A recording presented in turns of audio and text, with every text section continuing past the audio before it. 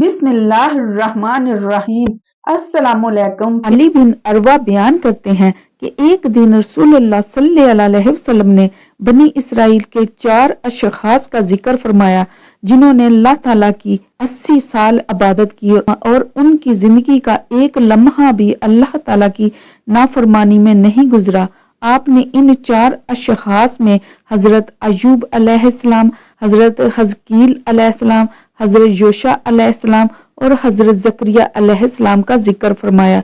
रसूलुल्लाह सल्लल्लाहु अलैहि वसल्लम के सहाबा को ये सुनकर ताज्जुब हुआ।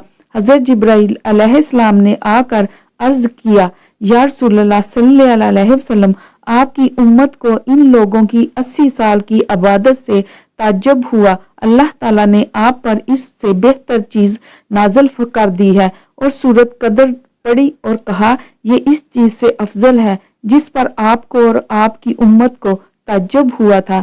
नबी करीम सल्लल्लाहु अलैहि वसल्लम ये सुनकर खुश हुए। इलामा कर्तबी हजरत काब बिन अहबार के हवाले से लिखते हैं कि बनी इसराइल के ज़माना में एक बादशाह था। अल्लाह ताला ने इस ज़माना के नबी को वही की कि इस बादशाह से कहें कि कोई तमन्ना करे। उसने ये तमन्ना की कि मैं अपने माल, औलाद और जान के साथ जहाद करूंगा। अल्लाह ताला ने उसे 1000 लड़के दिए। इसने अपने माल और औलाद के साथ एक लश्कर तैयार किया और अपने माल और औलाद को लेकर अल्लाह ताला की राह में चल पड़ा। वो हर माह जहाद करता और उसका एक लड़का शहीद हो जाता। जब एक लड़का शहीद हो जाता तो वो दूसरे लड़के को मैदान में ले आता। इस तरह हर माह इसका एक लड़का शहीद होता रहा और वो इसके बावजूद दिन भर रोजा रखता और रात को क़याम करता, हत्ता के 1000 माह में इसके 1000 लड़के शहीद हो गए। फिर वो खुद आगे बढ़ा, कुफार के कताल किया और बलाहर शहीद हो गया। लोगों ने ये सुनकर कहा, इस शख्स की तरह तो कोई भी इबादत नहीं कर सकता। तो अल्लाह ताला ने ये आयत नाज़िल फरमा दी, लैलतुल कद्र खैरुम मिन अल्फी शहर, यानी लैलतुल कद्र की इबादत इस बादशाह जैसे 1000 माह के सियामो क़याम और जिहाद की इबादतों से अफजल है। इलामा कर्तबी लिखते हैं कि रसूलुल्लाह सल्लल्लाहु अलैहि वसल्लम को गुज़श्ता उम्मतों की उम्रें दिखाई गईं। आपने देखा कि उसके मुकाबले में आपकी उम्मत की उम्रें कम हैं, इसलिए आपकी उम्मत साबिका उम्मतों की तरह इबादत नहीं कर सकेगी।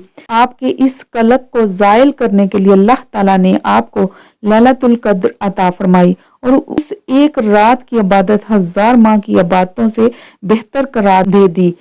इलामा कर्तबी हजरत मुजाहिद के हवाला से लिखते हैं कि अल्लाह ताला इस रात में जिंदगी, मौत और रिज़्क वगैरह के अहकाम 4 फरिश्तों के हवाले कर देता है, इसराफील, मिकाईल, इज़राइल और जिब्राइल अलैहिस्सलाम।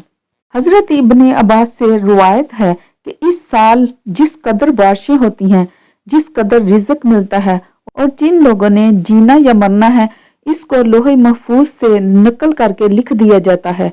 हत्ता के लैलतुल कद्र में ये भी लिख दिया जाता है कि कौन कौन शख्स बैतुल्लाह का हज करेगा।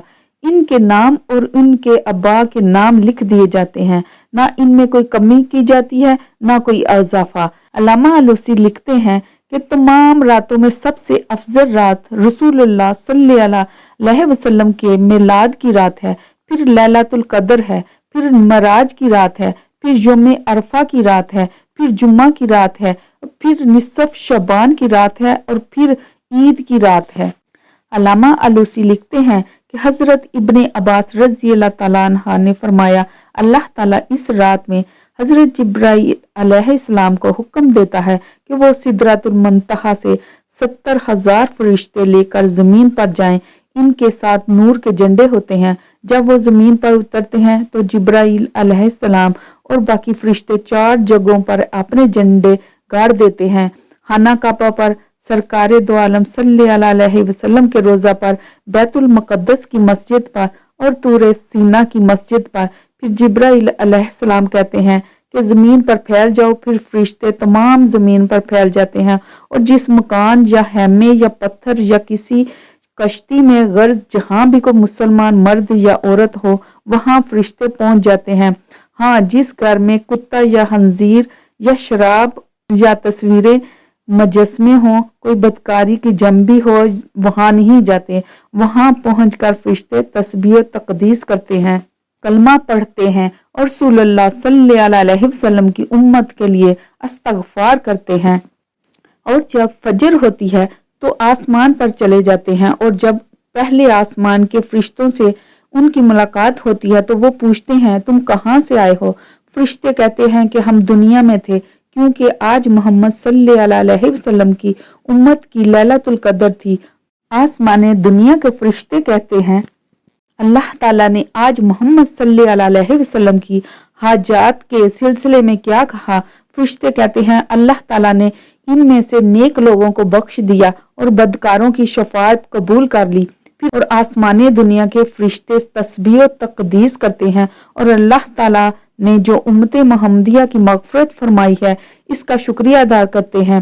اس کے بعد وہ فرشتے دوسرے آسمان پر جاتے ہیں اور وہاں اسی طرح گفتگو ہوتی ہے، اور اسی طرح وہ ساری جنتوں سے ہوتے ہوئے فرشتے عرش الہی پر پہنچتے ہیں۔ وہاں عرش الہی پر آپ کی امت کی مغفرت پر شکریہ ادا کرے گا اور کہے گا اے اللہ، مجھے خبر پہنچی ہے کہ گزشتہ رات تو نے محمد صلی اللہ علیہ وسلم کی امت کے صالحین کو بخش دیا اور گناہگاروں کے حق میں نیکوکاروں کی شفاعت قبول کر لی ہے۔ اللہ تعالیٰ فرمائے گا اے عرش، تو نے سچ کہا، محمد صلی اللہ علیہ وسلم کی امت کے لیے میرے پاس بڑی عزت اور کرامت ہے، اور ایسی نعمتیں ہیں جن کو کسی آنکھ نے نہ دیکھا، نہ کسی کان نے سنا، نہ کسی کے دل میں ان نعمتوں کا کوئی کبھی خیال آیا۔